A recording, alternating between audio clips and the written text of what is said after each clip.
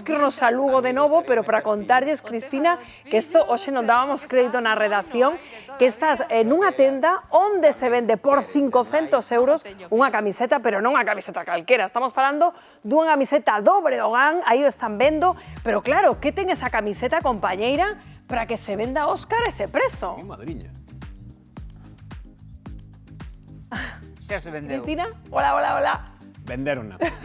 Hola, que tal, Rocío? Efectivamente, estades vendo esta reliquia, xa vedes, do Breogán. Estamos aquí en Oro Lugo, en Lugo, con José Ramón, que é propietario de unha xollería por un lado e por outro lado tamén unha tenda de antigüedades e que ten nas súas propias mans esta reliquia.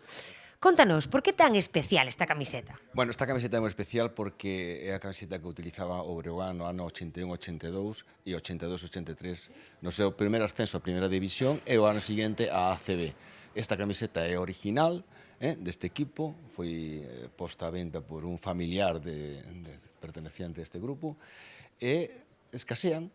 Entonces, bueno, nos aproveitamos esta oportunidade que nos deu este cliente para expoñela e como o Lugo hacía moi de baloncesto, pois a verdade é que chamou moita atención, hai moito interés, hai xente que chamou a este xogador por si quería recuperala e a verdade, estamos moi contentos pola atracción que está tendo esta camiseta. Por canto vendedes esta camiseta? Esta camiseta está en venta en 510 euros, un precio... Para amantes do baloncesto. Para amantes de baloncesto e coleccionistas, evidentemente. Claro. E xa tivestes clientes que viñeran aquí a preguntar pola camiseta, xa sexa para mercala ou incluso por curiosear, decir, jo, está aquí este artículo? De momento vas curiosear. Todo o mundo, pues, diciendo, pues sí, pues é verdade, hai xente que recorda este formato de camiseta que solamente era un número, non iban grabados cos nomes, eso foi a partir do ano 83, e posiblemente si se venda porque sí que hai interés. Hai varias persoas que se interesan por ela. Pois xa vedes, se queredes algunha reliquia así, vide aquí a Lugo e tedes un moitón de escoller. Pois maravilloso, sabemos, claro, encántame que dicía aí a compañeira, vai máis xente a curiosear que a mercar, pero ollo non, Óscar, porque hai xente que gasta auténticas tolemias en ter así unha reliquia na súa casa. Verdaderas tolerías que paga a xente, amigos, e quen fora millonario, Dios mío, quen fora millonario para gastar, pois eu que sei, 2.000 euros, por exemplo, nun cabelo de Napoleón. Pois sí, poderíamos gastalos, amigos, un cabelo de Napoleón, 2.000 eurazos que se pagaron, pero é que temos aquí de todas as cores, e tes cartos podes pagar polo que queiras. Atentos, sabíades que existe unha peza de Lego bañada en ouro? Pois sí, existe, os coleccionistas andaban tolos detrás dela, amigos. E canto pagaron por ela no Reino Unido? 19.500 eurazos. Iso é nada, amigos, porque seguimos. Michael Jackson era o rei do pop, e para min segue sendo o rei do pop, pero tamén o rei das poxas, porque prenda que tocaba, ou obxecto que tocaba, e iso convertíese, pois, en ouro.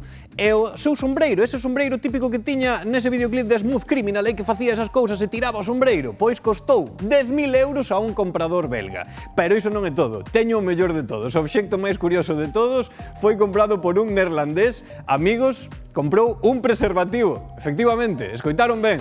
Un preservativo de hai 200 anos. Non sei por qué, pero pagou 600 euros por el. Amigos, por qué? Non o sei, nin quero sabelo, pero a verdade é que a xente fai verdadeiras tolerías por comprar obxectos como estes. E eu quero preguntarvos agora a vos. A ver. Por que pagaríades vos así moitísimos cartos como estes?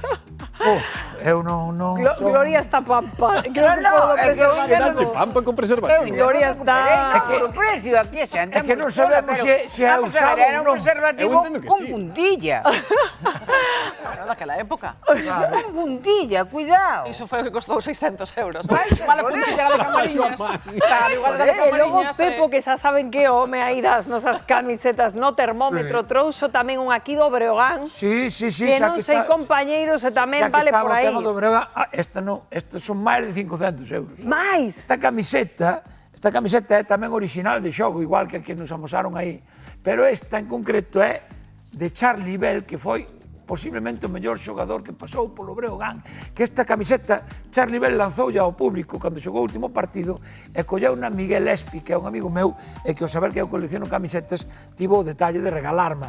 Evidentemente isto non ten prezo, pero empezaría a falar polo menos nos 600 do preservativo, polo menos.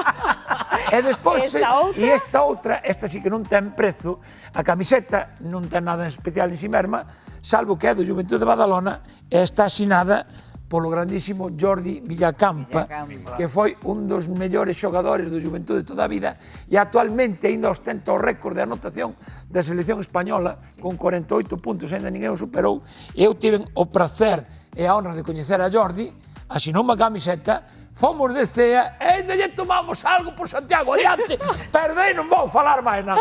Eso queda entre nós. Auténticas reliquias, Houve outra que non a puiden traer, que foi de Oriol Juñán, xogador do Obradoiro, que esa camiseta xogou, a que eu teño, xogou un partido de play-off contra o Real Madrid de baloncesto, que foi a mellor clasificación do Obradoiro na historia da ACB, e xogou o partido que se xogou en Madrid.